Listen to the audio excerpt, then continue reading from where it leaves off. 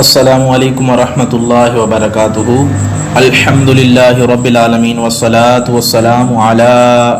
سید الانبیاء والمرسلین، اما بعد فاعوذ باللہ من الشیطان الرجیم، بسم اللہ الرحمن الرحیم۔ سورہ بقرہ کی آیت نمبر 13 ہم پڑھتے ہیں۔ بسم اللہ الرحمن الرحیم۔ وَإِذَا قِيلَ لَهُمْ آمِنُوا كَمَا آمَنَ النَّاسُ قَالُوا أَنُؤْمِنُ كَمَا آمَنَ السُّفَهَاءُ أَلَا إِنَّهُمْ هُمُ السُّفَهَاءُ وَلَكِنْ لَا يَعْلَمُونَ۔ آیت نمبر 13 میں اللہ تعالیٰ ارشاد فرماتا ہے وَإِذَا قِيلَ لَهُمْ آمِنُوا، اور جب کہا جائے انہیں ایمان لاؤ، کما آمن الناس، جیسے ایمان لائے یہ لوگ یعنی یہ صحابہ کرام، قالوا تو کہتے ہیں انؤمن، کیا ہم ایمان لائیں، کما آمن السفہاء، جس طرح ایمان لائے بے وقوف، الا انہم هم السفہاء، خبردار بے شک وہی احمق ہیں، وَلَٰكِن لَا يَعْلَمُونَ، مگر وہ جانتے نہیں ہیں۔ اب اگر اس آیہ مبارکہ میں غور و فکر کیا جائے تو سب سے پہلے ہمیں یہ پتہ چلتا ہے کہ اللہ تعالیٰ نے پیچھے منافقوں کی ساری نشانیاں بیان کر دی تھیں، اب یہاں پہ ان کی ایک اور نشانی بیان کی جا رہی ہے کہ وہ صحابہ کرام کو بے وقوف سمجھتے ہیں، وہ صحابہ کرام کو بے وقوف کہتے ہیں۔ اور یہ بھی یاد رکھیں کہ اس وقت بھی اور آج کے دور میں بھی جو بھی بندہ کسی بھی صحابی کو بے وقوف کہے گا، کسی بھی صحابی کے ایمان پہ طعن کرے گا، تو اللہ تعالیٰ نے قرآن کریم میں اس کو بے وقوف کہا ہے، یعنی عقل سے عاری اسے کہا ہے۔ اب یہاں پہ دیکھیں اللہ تعالیٰ ارشاد فرماتا ہے وَإِذَا قِيلَ لَهُمْ آمِنُوا، جب ان سے کہا جاتا ہے ایمان لے آؤ، کس طرح کا ایمان لانا ہے، کما آمن الناس، جس طرح میرے نبی کریم رؤوف الرحیم صلی اللہ علیہ وسلم کے صحابہ ایمان لائے ہیں، اس طرح کا ایمان لے کے آؤ۔ قالوا انؤمن کما آمن السفہاء، وہ کہتے ہیں کیا ہم ایمان لے کے آئیں اس طرح جس طرح کہ یہ بے وقوف لوگ ایمان لائے ہیں۔ اب وہ ایمان والوں کو بے وقوف کیوں کہتے تھے؟ اس کی وجہ یہ ہے صحابہ کرام وہ ہستیاں تھیں کہ جنہوں نے حضور علیہ الصلوۃ والسلام کے ہاتھ پہ جب کلمہ پڑھا تو صرف زبان سے کلمہ نہیں پڑھا، دل سے کلمہ پڑھا، اور اپنی جان، اپنا مال، اپنا تن من، ہر چیز حضور علیہ الصلوۃ والسلام کے قدموں میں نچھاور کرتے گئے۔ جب مال کی ضرورت پڑی اپنا مال حضور کے قدموں میں نچھاور کیا، جب جان کی ضرورت پڑی اپنی جان حضور علیہ الصلوۃ والسلام کے قدموں میں نچھاور کی، حتیٰ کہ جب ہجرت کا موقع آیا، جب اپنے گھروں کو چھوڑنے کا موقع آیا، حضور علیہ الصلوۃ والسلام کے ساتھ ہو گئے، اپنے گھروں کو چھوڑ دیا، ہر چیز اپنی چھوڑ دی۔ تو جب بے وقوف لوگوں سے کہا جاتا ہے، جب ان منافقین سے کہا جاتا ہے تمہارا ایمان اس وقت تک قبول نہیں ہوگا جس طرح میرے صحابہ، میرے نبی کے صحابہ ایمان لائے ہیں، جب تک تم اس طرح ایمان نہ لاؤ تمہارا ایمان قابل قبول نہیں ہوگا۔ تو انہوں نے صحابہ کا عشق و محبت دیکھا ہوا تھا، صحابہ کا دیوانہ پن دیکھا ہوا تھا، صحابہ کا حضور علیہ الصلوۃ والسلام سے محبت کا یہ رشتہ دیکھا ہوا تھا کہ اپنی جان دینے سے بھی دریغ نہیں کرتے، اپنا مال اسباب ہر چیز حضور کے قدموں میں نچھاور کر دیتے ہیں، یہاں تک کہ ہجرت میں جانا پڑے، کہیں سفر میں جانا پڑے، ہر چیز چھوڑ دیتے ہیں، سب کچھ ترک کر دیتے ہیں حضور علیہ الصلوۃ والسلام کے لیے۔ تو یہ لوگ جن کی نظر میں دنیا عزیز تھی، حضور علیہ الصلوۃ والسلام عزیز نہیں تھے، وہ کہنے لگے، وہ بول اٹھے کہ ہم ان بے وقوفوں کی طرح ایمان لے آئیں جو حضور علیہ الصلوۃ والسلام کے لیے اپنی جان بھی قربان کرنے کے لیے تیار ہیں، اپنا مال بھی قربان کرنے کے لیے تیار ہیں۔ ہم اس طرح کے بے وقوف نہیں ہیں، ہم اس طرح ایمان نہیں لائیں گے۔ اللہ نے فرمایا اے منافقو سن لو، اگر تم میرے نبی کے صحابہ کی طرح ایمان نہیں لاؤ گے اور تم انہیں بیوقوف سمجھتے ہو، الا انہم هم السفہاء ولکن لا یعلمون، بیوقوف وہی ہیں مگر وہ سمجھتے نہیں ہیں۔ اے منافقو، بیوقوف تو تم ہی ہو لیکن تمہیں اس کا علم نہیں ہے۔ اگر تمہیں اس کا علم ہو جاتا تو تمہیں پتہ چل جاتا کہ وہ ایمان قابل قبول ہے جو صحابہ کا ایمان ہے۔ جس طرح صحابہ ایمان لے کر آئے، اسی طرح اگر تم بھی ایمان لے کر آؤ تو تمہارا ایمان قابل قبول ہوگا۔ یہاں پہ ایک اور چیز بیان کرتا چلوں، مسلمان کے لیے اصل دلیل جو ہے وہ قرآن کریم ہے، اصل دلیل اللہ تعالیٰ کا پاک کلام ہے، اللہ تعالیٰ کی یہ کتاب ہے۔ تو یہاں پہ ایمان کا جو معیار بتایا جا رہا ہے وہ یہ ہے کہ جس طرح صحابہ کرام ایمان لے آئے، اے لوگو اگر تم بھی اسی طرح ایمان لے آؤ گے تو جس طرح صحابہ کا ایمان قبول ہوا، تمہارا بھی ایمان اللہ کی بارگاہ میں قبول ہو جائے گا۔ اور یہاں پہ یہ بات بھی آپ رکھیں، یہ بات بھی آپ یاد رکھیں کہ کوئی بھی بندہ آپ کو تاریخ سناتا ہے، آپ کو کوئی بھی کتاب پڑھ کے سناتا ہے قرآن کے علاوہ، تو اس کی بات پہ یقین نہ کریں۔ وہ صحابہ کے بارے میں طرح طرح کی بکواسات کرتا ہے کہ فلاں صحابی نے یہ کر دیا، فلاں نے یہ کر دیا، فلاں نے یہ کر دیا۔ اسے صرف اتنا کہہ دیں جن صحابہ کا ایمان اللہ کی بارگاہ میں قبول ہے ہم اسی طرح ایمان لائیں گے، ہم تمہاری باتوں میں نہیں آئیں گے۔ اللہ تعالیٰ نے قرآن کریم میں جن صحابہ کے بارے میں بتا دیا ہے کہ میرے نزدیک یا میری بارگاہ میں اس بندے کا ایمان قابل قبول ہوگا جو میرے صحابہ کے نقش قدم پہ چلے گا، جو میرے صحابہ کی طرح ایمان لائے گا۔ تو لوگ تمہیں طرح طرح کی جھوٹی من گڑت روایتیں اور قصے کہانیاں سنا کر کبھی سیدنا صدیق اکبر سے دور کریں گے، کبھی فاروق اعظم رضی اللہ تعالیٰ عنہ سے دور کریں گے، کبھی سیدنا عثمان غنی رضی اللہ تعالی عنہ سے دور کریں گے، کبھی حضرت مولا کائنات علی المرتضی کرم اللہ تعالی وجہ الکریم سے دور کریں گے، لیکن اصل دلیل کو کبھی نہ بھولنا۔ اصل دلیل قرآن کریم ہے۔ قرآن کریم نے ارشاد فرما دیا ایمان کا اصل معیار جو ہے وہ صحابہ کرام کی ذات ہیں۔ اگر تمہارا ایمان صحابہ کی طرح ہوا تو تمہارا ایمان بھی اسی طرح قبول ہوگا جس طرح صحابہ کا ایمان قبول ہوا۔ اب یہاں پہ ایک اور چیز میں آپ کو بتاتا چلوں، بعض لوگ صحابہ کرام پہ اعتراض کرتے ہیں،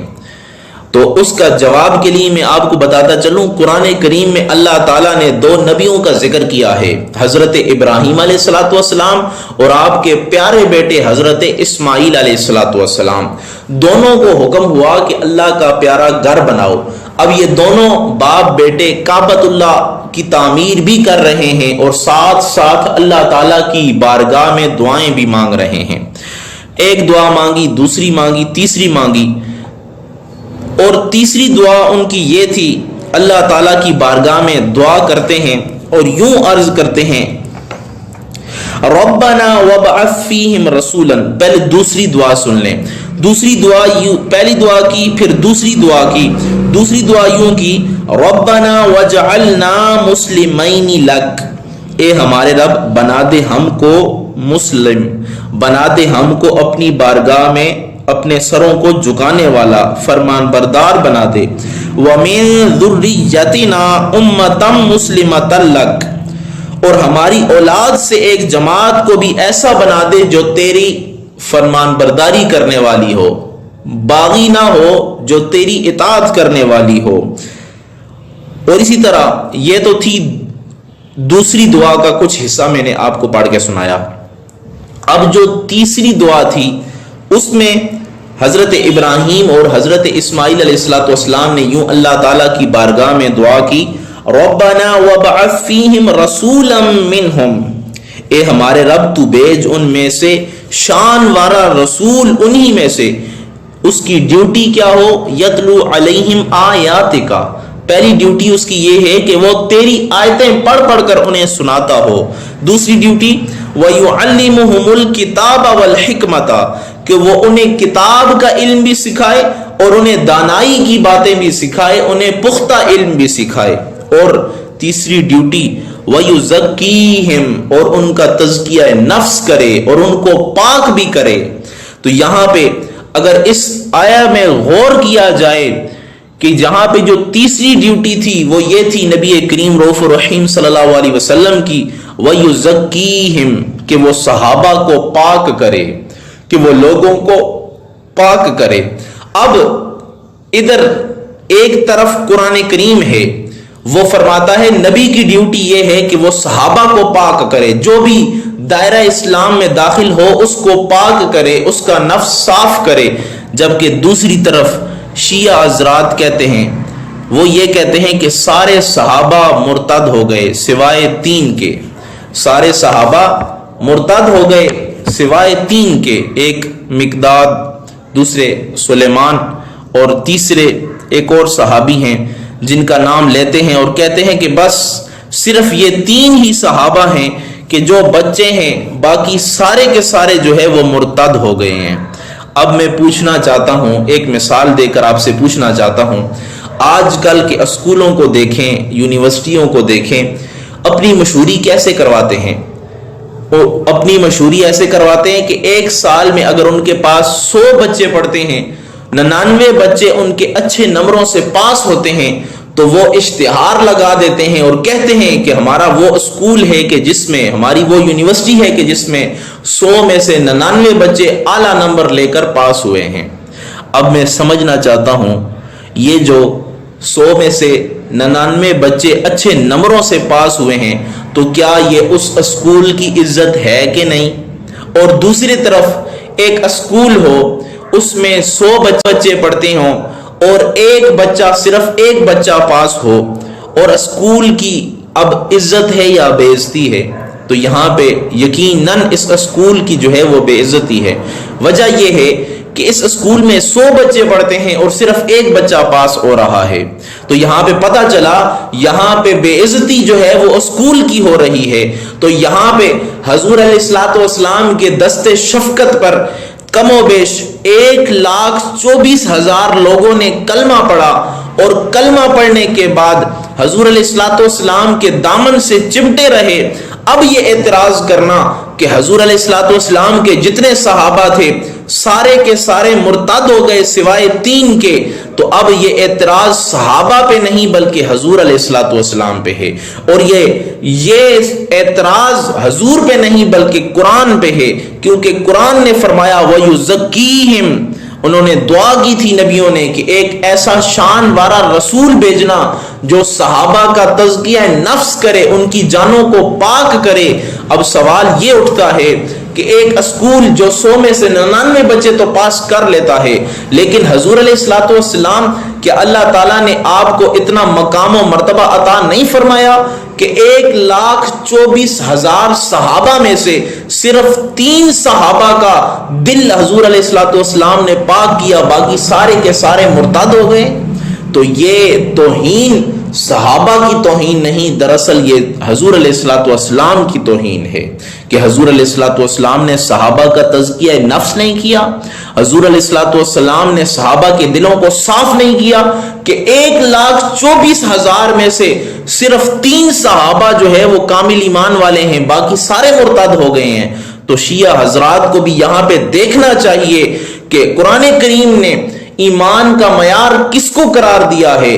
اللہ تعالیٰ نے قرآن کریم میں یہ بتا دیا ہے ایمان کا معیار وہ میرے حضور کے صحابہ ہیں۔ اے لوگو، آج میں پھر آپ کو یہ ایک بات بتاتا چلوں کہ کسی کی جھوٹے قصے کہانیوں پہ یقین نہ کرنا، اللہ کی کہی ہوئی بات پہ یقین کرنا۔ جب اللہ کہہ رہا ہے میرا نبی وَيُزَكِّيهِمْ ہے، وہ لوگوں کا تزکیہ نفس کرنے والا ہے، لوگوں کو پاک و صاف کرنے والا ہے، تو پھر یہ صحابہ پہ اعتراض کرنا یہ دراصل حضور علیہ الصلوۃ والسلام کی توہین کرنا ہے۔ اب آئیں ایک اور آیت کی طرف، سورہ بقرہ آیت نمبر 137 میں اللہ تعالیٰ ارشاد فرماتا ہے، سورہ بقرہ آیت نمبر 37 میں اللہ تعالیٰ ارشاد فرماتا ہے فَإِنْ آمَنُوا بِمِثْلِ مَا آمَنْتُمْ بِهِ فَقَدِ اهْتَدَوْا، اے یہودیو اگر تم بھی ایمان لے آؤ اس طرح جس طرح میرے نبی کے صحابہ ایمان لے آئے ہیں تو تم بھی ہدایت پا جاؤ گے، تم بھی جنت میں چلے جاؤ گے۔ تو اس آیہ مبارکہ سے بھی یہ پتہ چلتا ہے کہ صحابہ کو اللہ تعالیٰ نے ایمان کا معیار قرار دیا ہے اور بتا دیا ہے کہ اے لوگوں، جو یہ چاہتا ہے کہ ہدایت کی راہ اختیار کرے، جنت کا راستہ چنے، جنت کے راستے پہ چلے، تو اسے چاہیے کہ میرے نبی کے صحابہ کے نقش قدم پہ چلتا رہے، میرے نبی کے صحابہ کو دیکھے۔ جس طرح نبی کے صحابہ نے ایمان لایا ہے، اسی طرح ایمان لے آؤ گے تو تمہارا ایمان قابل قبول ہوگا۔ اب ایک اور آیت جو صحابہ کی شان میں ہے اس کو بھی آپ ملاحظہ فرمائیں۔ اللہ تعالیٰ نے ارشاد فرمایا آگے سورہ آل عمران آیت نمبر 110 میں اللہ تعالیٰ نے ارشاد فرمایا، سورہ آل عمران آیت نمبر 110 میں اللہ تعالیٰ ارشاد فرماتا ہے کنتم خیر امت، کنتم خیر امہ، تمام امتوں میں بہترین امت اے میرے نبی کے صحابہ تم ہو۔ پتہ چلا نوح علیہ الصلوۃ والسلام کی بھی امت تھی، ابراہیم علیہ الصلوۃ والسلام کی بھی امت تھی، حضرت شعیب علیہ الصلوۃ والسلام کی بھی امت تھی، حضرت عیسیٰ علیہ الصلوۃ والسلام کی بھی امت تھی، حضرت موسیٰ علیہ الصلوۃ والسلام کی بھی امت تھی۔ جو جو نبی آتا رہا اس کی امت بھی ساتھ تھی، لیکن سب سے بہترین، سب سے خیر، سب سے افضل امت کون سی ہے؟ اللہ نے فرما دیا کنتم خیر امت، بہترین امت اے میرے نبی کے صحابہ تم ہو، بہترین اور سب سے افضل و اعلیٰ امت اے میرے نبی کے صحابہ تم ہو۔ اب ایک طرف اللہ تعالیٰ کہہ رہا ہے سب سے بہترین امت میرے نبی کے صحابہ ہیں، جبکہ دوسری طرف یہ شیعہ لعین حضرات کہہ رہے ہیں کہ سارے صحابہ مرتد ہو گئے سوائے 3 کے۔ تو اے لوگوں بتاؤ تم لوگوں کی قصے کہانیوں پہ یقین کرو گے یا اللہ تعالیٰ کے پاک کتاب، اللہ تعالیٰ کے پاک کلام پہ یقین کرو گے؟ اللہ فرما رہا ہے کنتم خیر امت،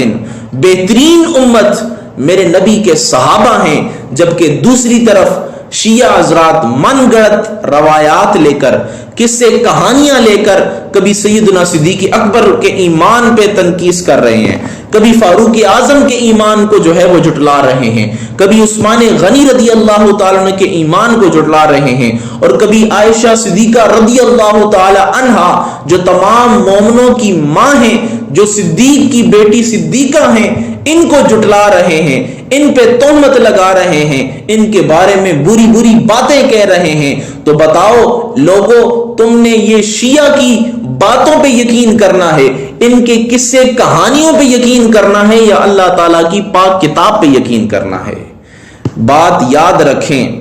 یہ ان لوگوں کی باتوں میں کبھی بھی نہ آنا۔ جب یہ قصے کہانیاں تمہیں سنانے لگیں کہ فلاں نے یہ کر دیا، وہ کر دیا، فلاں نے یہ کر دیا، ان کا ایمان کیسے ثابت ہے، آگے پیچھے، انہیں کہو اللہ کا قرآن کہہ رہا ہے کنتم خیر امت اخرجت للناس، لوگوں میں جو سب سے بہترین امت ہے وہ حضور علیہ الصلوۃ والسلام کے صحابہ ہیں۔ جب اللہ تعالیٰ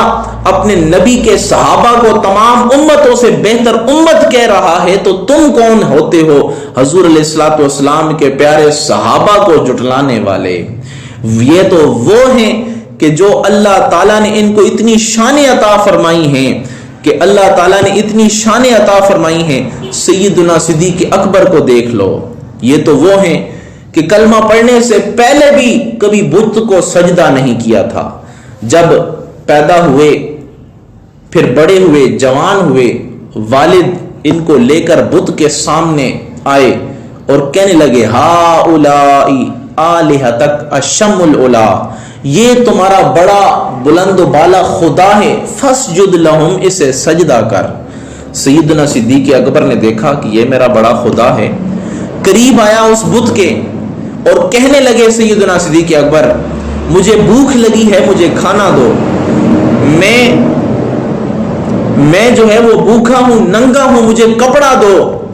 میں یہاں سے پتھر اٹھا کر تمہیں مارنے لگا ہوں، تم اگر خدا ہو تو اپنی حفاظت کرو۔ پتھر اٹھایا اور اس بت کو مارا، قوت خدا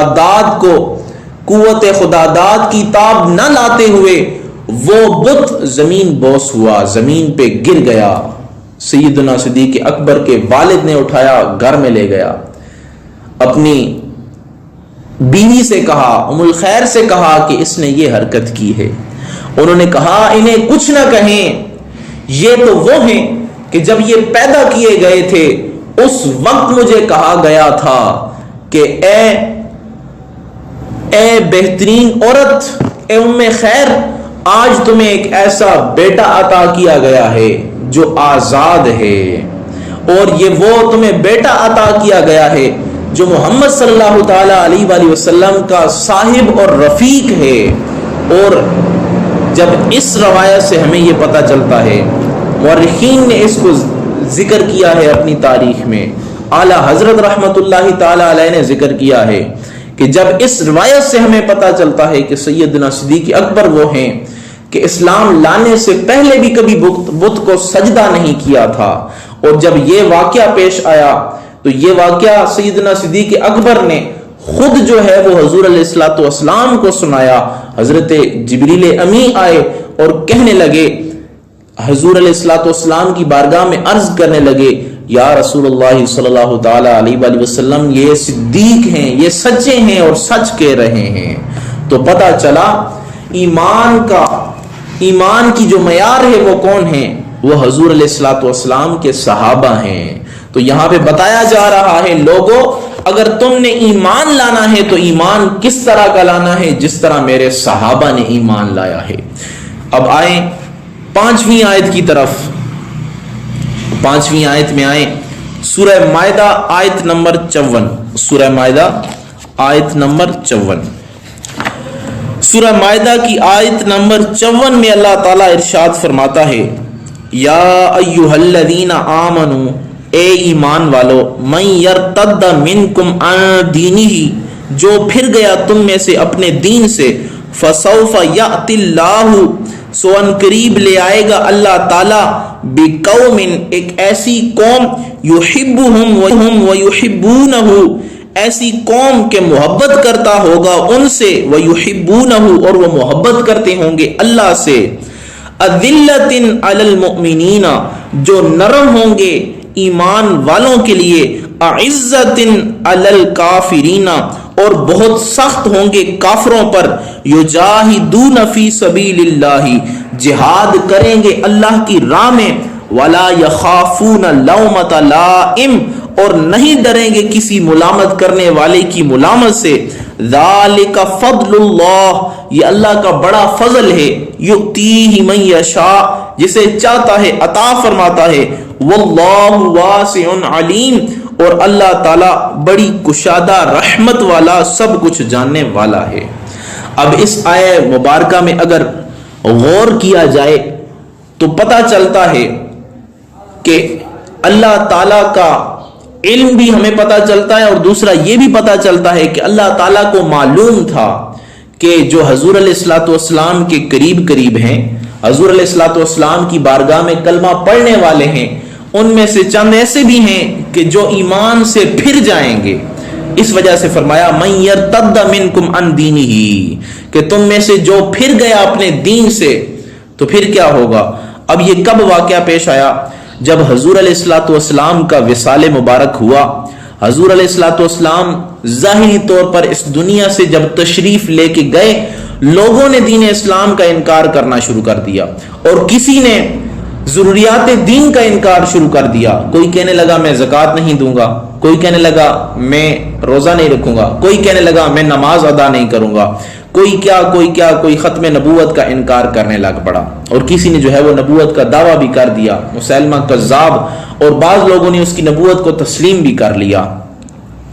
اب یہاں پہ اللہ نے یہ ارشاد فرما دیا تھا، یا ایھا الذین آمنوا من یرتد منکم عن دینہ، اے ایمان والو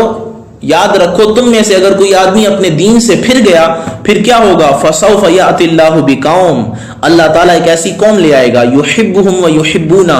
ان سے اللہ محبت کرے گا، وہ اللہ سے محبت کرتے ہوں گے۔ اب اللہ تعالیٰ نے جب حضور علیہ الصلوۃ والسلام کا وصال ہوا، جن لوگوں نے زکوٰۃ کا انکار کیا، نماز کا انکار کیا، دین سے پھر گئے، تو ان کے بعد ان لوگوں کے ساتھ جہاد کس نے کیا؟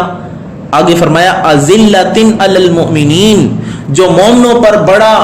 رحیم ہوں گے، مومنوں پر بڑے نرم ہوں گے۔ مومنوں کے ساتھ سب سے زیادہ نرم کون تھے؟ سیدنا صدیق اکبر، عثمان غنی، فاروق اعظم، حضرت علی اور دیگر صحابہ۔ اعزۃ علی الکافرین، جو کافروں پر بڑے سخت ہوں گے، کون تھے؟ سیدنا صدیق اکبر، فاروق اعظم، عثمان غنی، حضرت علی رضی اللہ تعالی عنہم۔ یہ سارے مومنوں کے لیے تو نرم تھے لیکن کافروں کے لیے سخت تھے۔ پھر فرمایا یجاہدون فی سبیل اللہ، اللہ کی راہ میں ان کے خلاف کیا کریں گے؟ جہاد کریں گے۔ جب حضور علیہ الصلوۃ والسلام کا وصال ہوا، لوگوں نے زکوٰۃ کا انکار کیا، کسی نے نماز کا انکار کیا، تو اس وقت کس نے جہاد کا علم سب سے پہلے اٹھایا؟ سیدنا صدیق اکبر نے کہا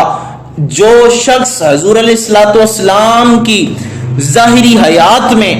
ایک بکری کی رسی بھی زکوٰۃ دیا کرتا تھا، آج وہ اس کا اگر انکار کرتا ہے تو میں اس کے ساتھ جو ہے وہ جہاد کروں گا، اور اگر مدینے کے بیڑیے بھی آ کر مجھے روکنا چاہیں، میرے جسم کے ٹکڑے ٹکڑے کر دیں، تب بھی میں ان کے ساتھ جہاد کروں گا۔ پتہ چلا یہ وہ ہستی ہیں یحبہم و یحبونہ، کہ جس سے اللہ بھی محبت کرتا ہے اور یہ اللہ سے محبت کرتے ہیں۔ اور پھر صرف یہی نہیں، دوسری ان کی نشانی اذلۃ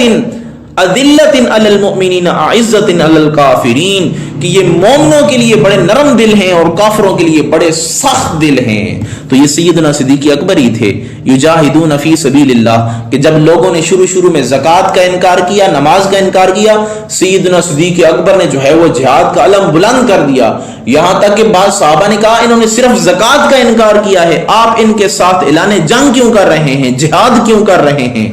آپ نے فرمایا، علماء لکھتے ہیں کہ سیدنا صدیق اکبر نے اس وقت فرمایا تھا کہ میں ان سے جہاد کروں گا جو ایک بکری کی رسی جو ہے وہ جہاد پہلے زکوٰۃ دیا کرتا تھا اب نہیں دیتا، میں اس کو بھی، اس کے خلاف بھی جو ہے وہ جہاد کروں گا۔ پھر فرمایا وَلَا يَخَافُونَ لَوْمَةَ لَائِمٍ، کسی ملامت کرنے والی کی ملامت سے وہ خائف نہیں ہوتے۔ ذالک فضل اللہ یؤتیہ من یشاء، یہ اللہ کا فضل ہے جسے چاہتا ہے عطا فرماتا ہے۔ اگر سیدنا صدیق اکبر پہ اللہ تعالیٰ نے اپنا فضل فرمایا تو اے گستاخو، اے منافقو، تم جلتے کیوں ہو؟ اگر سیدنا فاروق اعظم پہ، عثمان غنی پہ، سیدنا مولا کائنات پہ، جتنے صحابہ ہیں ان پہ اگر اللہ تعالیٰ نے اپنا فضل فرما دیا ہے، اے منافقو تم جلتے کیوں ہو؟ تم یہ کہتے کیوں ہو کہ صرف 3 صحابہ جو ہیں وہ باقی بچے، باقی سارے مرتد ہو گئے؟ تمہاری ایسی زبان پہ بھی لعنت ہو، تمہارے ایسے عقیدے پہ بھی لعنت ہو کہ جس کا معیار ہی کوئی نہیں ہے۔ اللہ یہ فرما رہا ہے، اللہ فرما رہا ہے ذالک فضل اللہ یؤتی من یشاء، اللہ تعالیٰ جسے چاہتا ہے اس پہ اپنا فضل فرماتا ہے۔ 1,24,000 صحابہ میں سے کیا صرف 3 ہی بچے تھے کہ جو صاحب ایمان رہے، باقی سارے کے سارے مرتد ہو گئے؟ تو وہ یزکیہم کہ جو قرآن کریم کے سنہری الفاظ اس قرآن کریم میں رقم ہیں، ان کا اعتراض تم کر رہے ہو، تم گستاخ صحابہ بھی ہو، گستاخ نبی بھی ہو، گستاخ قرآن بھی ہو۔ تو یہاں پہ اس آیہ مبارکہ سے یہ پتہ چل رہا ہے کہ سب سے پہلے جنہوں نے زکوٰۃ کا انکار کیا اور ان کے خلاف جنہوں نے جہاد کا علم بلند کیا وہ سیدنا صدیق اکبر تھے، وہ حضور کے صحابہ تھے۔ تو اس آیت سے پتا چلا کہ اللہ تعالیٰ کو یحبہم و یحبونا، سیدنا صدیق اکبر بڑے پیارے ہیں۔ اور بخاری کی روایت سے پتہ چلتا ہے حضور علیہ الصلوۃ والسلام کو علی بھی پیارے ہیں، اور باقی آیات سے یہ بھی پتہ چلتا ہے کہ حضور علیہ الصلوۃ والسلام کو عثمان غنی بھی پیارے ہیں، فاروق اعظم بھی پیارے ہیں۔ جو صحابی حضور علیہ الصلوۃ والسلام کا کلمہ پڑھ کر دائرہ اسلام میں داخل ہو گیا، اللہ تعالیٰ کو سارے پیارے ہیں۔ اس وجہ سے فرمایا اللہ تعالیٰ نے رضی اللہ عنہم ورضوا عنہ، کہ اللہ تعالیٰ ان سے راضی ہے اور وہ اللہ سے راضی ہیں۔ جب اللہ تعالیٰ نے اپنی رضا، اپنی خوشنودی، اپنی جنت کا وعدہ ان سے فرما دیا ہے تو پھر ناراض ہونے کی کیا ضرورت ہے؟ اس وجہ سے ہم کہتے ہیں ہر صحابی نبی جنتی جنتی، ہر صحابی نبی جنتی جنتی۔ ہر بندہ مومن کو چاہیے اس نعرے کو زبان سے بھی تسلیم کرے، دل سے بھی تسلیم کرے، اور اپنے ہر بچے کے زبان پہ یہ نعرہ ہونا چاہیے کہ ہر صحابی نبی جنتی جنتی۔ ہمارے بزرگوں نے پہلے بھی قرآن کریم پڑھ کر ہمارا ایمان بچایا تھا، اور آج کل کے بزرگ بھی ہمارے لیے قرآن کریم ہمیں سنا کر، حضور علیہ الصلوۃ والسلام کے فرامین سنا کر ہمیں یہ عقیدہ دے گئے ہیں کہ ہر صحابی نبی جنتی، ہمارا ایمان بچانے کے لیے ہمیں یہ عقیدہ دے کے گئے ہیں۔ تو آج صرف 5 آیات سے صحابہ کرام کی شان بیان کی ہے کہ جن کے بارے میں منافقین کہتے تھے کہ ہم ایمان لے آئیں ان لوگوں کی طرح جو بے وقوف ہیں۔ اللہ نے فرمایا خبردار، بے وقوف تو تم ہو، تمہیں علم بھی نہیں ہے۔ تو پتہ چلا کہ جو صحابہ کے خلاف اپنی زبانوں کو دراز کرتا ہے، اللہ نے قرآن کریم میں آج سے 1400 سال پہلے فیصلہ فرما دیا تھا کہ جو صحابہ کے خلاف بکواس کرتا ہے، جو صحابہ کے خلاف اپنی زبان کو دراز کرتا ہے، وہ بے وقوف ہے، وہ عقل سے عاری ہے، وہ جانور سے بھی بدتر ہے۔ تو ہمیں چاہیے ان ساری آیات کو اچھی طرح یاد کریں اور دوسرے لوگوں کو بھی بتائیں کہ دیکھیں صحابہ کرام کی شان میں یہ ساری آیات آئی ہیں۔ یہ تو صرف چند آیات آپ کے سامنے پیش کی ہیں، انشاءاللہ موقع ملا تو دیگر جتنی بھی آیات صحابہ کرام کی شان میں اتری ہیں، جتنے علم میں ہیں، انشاءاللہ وہ آپ کے سامنے بیان کی جائیں گی۔ اللہ سے دعا ہے اللہ تعالی ہم سب کو ایمان کے معیار کو سمجھتے ہوئے، صحابہ کرام کی زندگیوں کو اپناتے ہوئے، صحابہ کرام کو اپنا آئیڈل بناتے ہوئے اسی طرح حضور علیہ الصلوۃ والسلام سے محبت کریں جس طرح صحابہ نے کی ہے، اسی طرح حضور علیہ الصلوۃ والسلام پہ اپنا تن من دن ہر چیز قربان کر دیں جس طرح صحابہ نے کی ہے۔ اللہ سے دعا ہے اللہ تعالی ہمارے ایمان کی حفاظت فرمائے، آمین برحمتک یا ارحم الراحمین۔